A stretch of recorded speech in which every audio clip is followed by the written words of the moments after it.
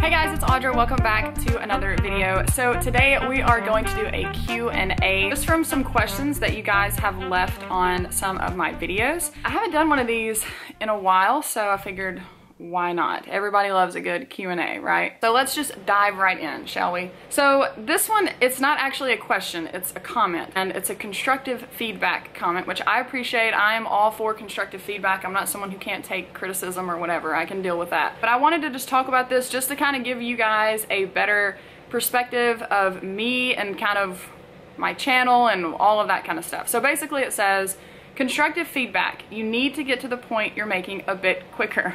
As one starts losing interest and cannot hold focus for long enough. I think you have great content, but you talk too much and could be more point-based. Okay, like, I understand, thank you. But at the same time, like, here's the thing, okay?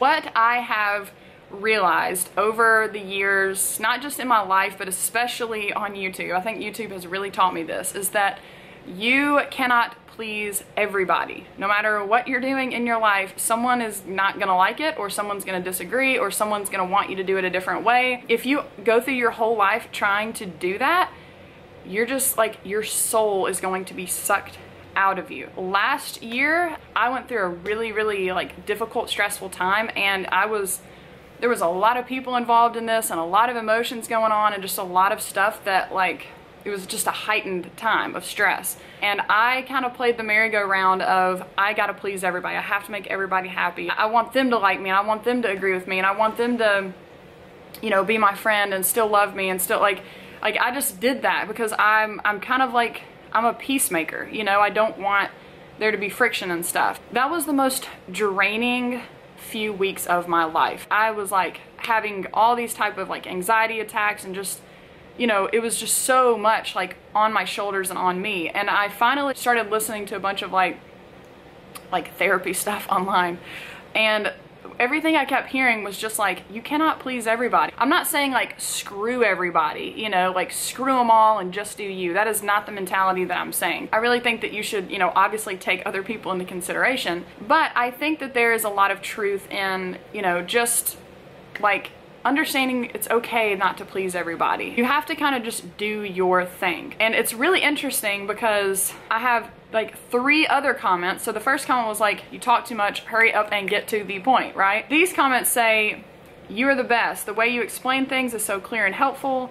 Thank you so much for sharing it. Will help me and a lot of many more, I'm sure. So they're saying, thank you. Like, and in this video, it's like me just like rambling about like whatever, you know? And then the next comment is, seriously, you're the advice goddess. Thank you for making this video. And then I couldn't find this other comment, but I remember distinctly having another one that was like, you know, I wish your videos were even longer because you just explain it, and I want to hear more of the explanation. I want to have more examples and all of that. Like, could you make it like 15 to 20 minutes longer? On the one hand, people want more, and on the other, they just want it to be quick, get to the point, let me watch the next video. So what I have resolved to do is I'm just gonna keep doing me. I'm just gonna keep doing what I do, talking how I talk. If it's too much for you, I'm sorry. If it's too little for you, I'm sorry. But I just can't please everybody, and I'm not gonna try to like kill myself to do that. I'm just gonna do me, you know, and I hope that that is okay with you, because basically it's gonna have to be, because that's just what it is. Moving right along. So the next question says, I might be wrong, but I thought that you hated weightlifting and that's why you quit. I don't know. I think that you had a bad experience or something with it like that, and I thought you said that you wanted to stick to a workout routine where you can still do when you're like old, like walking and running and stuff like that. Here's the thing. No, I've never hated weightlifting. Like, I've never hated the practice of going and lifting weights. I've always loved just feeling strong and empowered and going and putting in my headphones and just kind of like getting away for like an hour. But you're right in what you said. I did go through a point a few years ago where it wasn't that I hated the weightlifting, it was that I hated the schedule, okay? So I had a coach. The coach had me going 6 days a week, so it was a 6-day split where like one day I would do legs, and then I would do chest, back, and then like arms, and then shoulders, and then legs again, okay? So I was doing like a different body part every day, 6 days a week. I had one rest day, not to mention I was also doing like cardio on 4 days a week, I believe. I was at the gym for literally like an hour to an hour and a half, 6 days a week. Some people can do that and they absolutely love it. It's just their passion. They could just stay all day long and it doesn't bother them. But for me, I just got burnt out. I don't know. It was just too much, and just having only 1 day off just was like, and I kind of got brainwashed into thinking that that's the only way that you could lift weights. Like that was the only way you could have a split or whatever, because you know 2 days a week or 1 day a week or 3 days a week was just not going to do anything for you, so you had to literally go every single day. And what I learned was that that is not true at all. If anything, that just, like I said, it burnt me out, it stressed me out, stressed my body out big time, because I was not giving my body near enough time to just chill and relax and recover. Now what I'm doing is, I mean, it's 3 days a week, it's like 45 minutes, and I'm only doing like 4 exercises a day.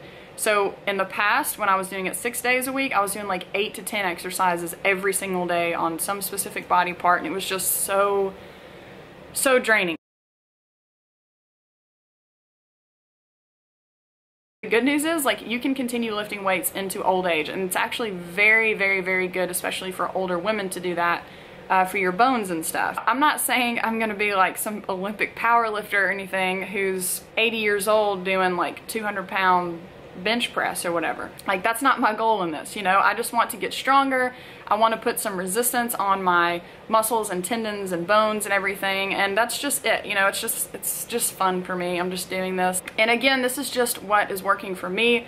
You do whatever works good for you. If you are a gym junkie and you love going 6 days a week and it works great for you, you're not burnt out, you just feel good, and like everything's working with your body and your mind and everything's great, then go for it. Like, I'm not telling you that's wrong. I'm just saying it was wrong for me, especially at that time in my life. Hopefully, again, you guys encourage me not to program hop, because I'll probably do that at some point, but I'm not going to. I'm going to stick with this for sure. Okay, so my camera died at the last hotel I was at, and I just had to switch hotels, so we're finishing this video here. The last question says, Audra, I would really like to hear your opinion on fear of darkness.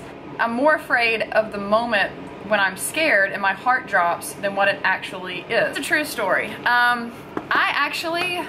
I used to be really, really afraid of the dark, and even now I am still kind of afraid of the dark, to be honest with you. I have done a few things that have helped me to just kind of like get past that and just accept it for what it is. Like, it's just darkness, and just kind of understanding that it's not gonna hurt me. There's nothing out there, it's gonna be okay, and most of it is just built up in my head. One thing, and I probably should make a whole video on this actually, I don't know if any of you guys struggle with OCD, like legit obsessive compulsive disorder, but when I was in high school, I went through this weird little stint of having this weird OCD thing. And it wasn't just like, oh, I have to do the same thing all the time. It wasn't just that, but connected to that was this fear of, if I didn't do that, then something bad was going to happen. Like somebody that I loved was going to die, or I was going to get hurt, and that's what kept me in that pattern or routine. It's kind of similar to this, which again, I can do a whole video on that if you guys want me to. I guess what I'm saying with this is that you have to understand that, number one, most of the things that we fear are so like off base, like there's just not a lot of ground behind them to substantiate them, I guess is what I'm trying to say. Usually we just build up these fears in our mind for whatever reason that they're way worse than what it actually is. And I know exactly how you feel. I am the type of person, if it's dark outside and I park my car somewhere and it's super, super dark and I'm like going to a building or I'm going inside like my house or whatever, I will run from the car to the place as fast as I can because I'm just like afraid for some reason. What I have began to learn, number one, most of this stuff is what we build up in our head, or that we just watch like crazy movies or TV shows where we think all this crazy stuff is out there. Number two is that I learned this technique from this woman, I think her name is Mel Robbins, and I will put her on the screen right now, but she's kind of like a motivational speaker, and she has this concept that she teaches, and it's called the 5-second rule. And usually she teaches this for stuff for like procrastination or whatever, for people who just never get anything done. She says, look, here's what you need to do. You need to, if there's something that you want to do, or something you want to experience, or something that you have to get done, or something you're afraid of, or whatever the thing is, you count down from 5 to 0, and as soon as you hit 0, you get up and you go do it. Like, you just make yourself do it. And something about the psychology of that really is very beneficial for a lot of people. It is for me at least, because I feel like if I have a time limit, especially a 5-second time limit, then I'm gonna get up and go do something. So that's one thing that I've been using, especially like with the whole darkness thing, or even other fears, or just things that I need to be getting motivated for. If I'm just sitting there like, I don't want to do this, I don't want to do this, I'll just say, okay, 5, 4, 3, 2, 1, go. And then I have to go at that point. A part of that too, since we're talking about the fears, is that like, I'm not a psychologist or anything, so I don't know exactly how this process works, but from what I've read and what I've seen, if you're afraid of something, you can obviously jump right in and try to just get over it, which a lot of people do. But there also is a process for a lot of people, I think, depending on how fearful you are about that particular topic. You have to go through this process to be able to get out on the other side to where you're comfortable with that thing. So I guess what I'm trying to say is, I don't know if you guys have ever seen, there's a TV show where it's about these people facing their fears. And so like one example is snakes, okay? So there's this lady and she's really, really, really afraid of snakes. Like she won't even look at pictures of snakes. If it's on the TV, she will turn off the TV. Her mission is to get to where she is holding a snake. So they take her through this process of saying, okay, let's just like look at some pictures of snakes, you know, or let's like talk about the snake. And then we'll move into watching a movie about a snake. And then we'll go and be in an area where like there's a snake in a building or something, and you're like around that building, and then you go inside the building, and then you go into the room next door, and then there's a glass wall and you can see the snake, and then you go in the same room, and then next thing you know, you're holding the snake, which obviously isn't that easy, you know, that's not an easy of a process as it sounds, but that's how it works. They just kind of gradually take them in small steps to where they can kind of face their fear, I guess you could say. That for me has been helpful as well, because sometimes I'm not like a jump all in type of person. I like to kind of like take my time a little bit, you know, slowly proving to myself that it's okay, I can trust this, like there's nothing that's gonna hurt me, it's okay. And I think if you're that type of person, again, some people aren't, some people like to just like go with it right away, but if you're more of like, you know, let's go kind of slow and let me just get used to this, then I would encourage you to do that, because that's been very helpful for me, especially for not just being afraid of the dark or whatever, but anything in life really. Not everything out there is out to hurt you and get you. Most of it is just built up in your own mind. It's kind of like the whole idea of worrying. We really build up like anxiety and stress and worry way, way more than what it actually is. Last thing I'll say is starting to change your thoughts around whatever that thing is, or that experience is, or whatever it is. Like, change it from negative, fearful thoughts to more positive thoughts. Try to figure out a way that you can start looking at a snake or the dark, or, you know, bungee jumping or whatever. Like, again, I'm preaching to the choir here because I'm probably not going to go bungee jumping, in a positive light. So instead of thinking, oh, it's going to hurt me, I don't want to feel this, blah, blah, blah, which again, I'm preaching to the choir because I don't want to feel that, I don't want to hurt. But even me, I could change my mindset to saying, hey, snakes are like really cool, like animals, they're really pretty, they're nice, you know, like whatever. Or skydiving would be so much fun, what an amazing memory that would be. Or, you know, the dark is so magical and beautiful, and it's like the complete opposite of light. Like, just kind of be crazy with it and come up with stuff that just changes it from a negative thing to a more positive thing. And I think that that would help you more on like a psychological level. Again, if you guys want me to do a video on that whole OCD thing, I would be glad to do that. I know some of you guys have commented before and said, what do you do for OCD or whatever, and I've never made a video about that, so I definitely can do that if you want me to. But yeah, so I want to keep doing more Q&A videos. I love doing these, and so if you have any questions, leave them below, and I will try to get to them as much as I possibly can. But I hope that you guys have an amazing day or night wherever you are right now, and yeah, that's it. So I will see you guys next time. Bye.